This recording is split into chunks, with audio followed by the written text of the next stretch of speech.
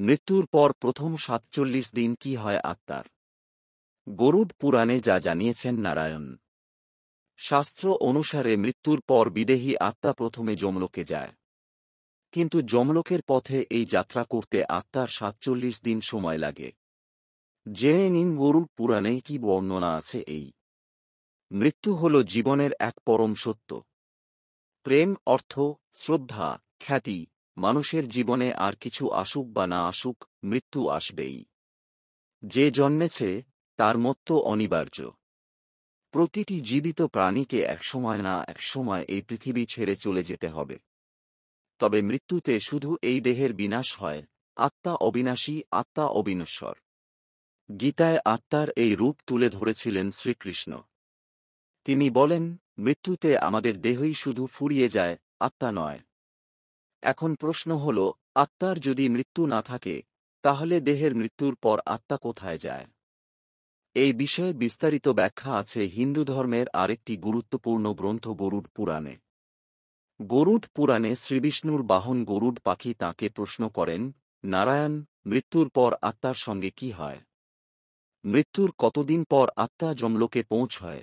বিষ্ণু ভগবান তাঁকে বলেন, মৃত্যুর পর বিদেহী আত্মার যমলোক যেতে ৪৭ দিন সময় লাগে। এই ৪৭ দিন নানা রকম অত্যাচার সহ্য করতে হয় আত্মাকে মৃত্যুর আগে। ইশারা।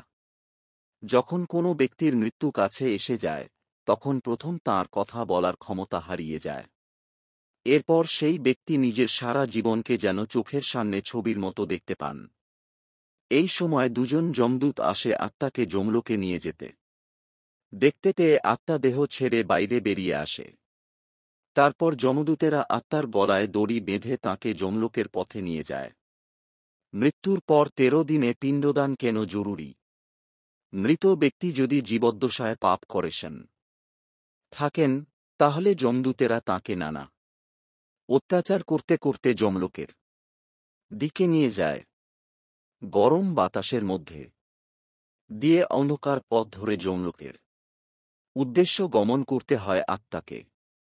তবে এরপর আত্মাকে তাঁর বাড়িতে ফিরে যাওয়ার জন্য ছেড়ে দেওয়া হয়। মৃত্যুর পর নিজের বাড়িতে ১৩ দিন বাস করে আত্মা নিজের পরিবারের সদস্যদের সঙ্গে এই সময়টা থাকে সে। তাঁর মৃত্যুর পর লৌকিক কাজকর্মী কিভাবে পালিত হচ্ছে তা নিজের চোখে দেখে আত্মা ১৩ দিন পর শ্রাদ্ধকর্ম, পিণ্ডদান, ব্রাহ্মণ ভোজন সম্পূর্ণ হলে যমদূতেরা আবার এসে আত্মাকে নিয়ে যায়। এই কারণেই পরিবারে কারও মৃত্যু হলে ১৩ দিন অশৌচ পালন করা জরুরি। কারণ পরলৌকিক ক্রিয়া সম্পূর্ণভাবে পালিত হলে তা আত্মাকে যমলোকে ফিরে যাওয়ার শক্তি দেয়। ১৩ দিন পর আবার যমলোকে ফিরে যাওয়ার পথে আত্মাকে প্রথমে বৈতরণী নদী পেরোতে হয়। লাল রঙের এই নদী হল গঙ্গার এক ভয়ানক রূপ। এখান থেকে সব সময় ধোঁয়া বেরোত থাকে। এই নদী পেরোনোর সময় আত্মাকে ভয়াবহ সব প্রাণীর মুখোমুখি হতে হয়। এই নদী পেরোতে ৪৭ দিন সময় লাগে আত্মার। তবে পুণ্যবান ব্যক্তির আত্মাকে বৈতরণী পেরোতে কোনো কষ্ট পেতে হয় না। এক গরুর লেজ ধরেই তিনি বৈতরণী অনায়াসে পেরিয়ে যেতে পারেন বলে গরুড পুরাণে উল্লেখ আছে। বৈতরণী নদী পেরিয়ে যমলোকে পৌঁছনোর পর আত্মার পাপ পুণ্যের হিসেব করেন যমরাজ। তারপর সেই আত্মার স্থান নরকে হবে না স্বর্গে হবে, তা স্থির হয়। সেই কারণে আমাদের জীবনে সবসময় ভালো কাজ করা উচিত।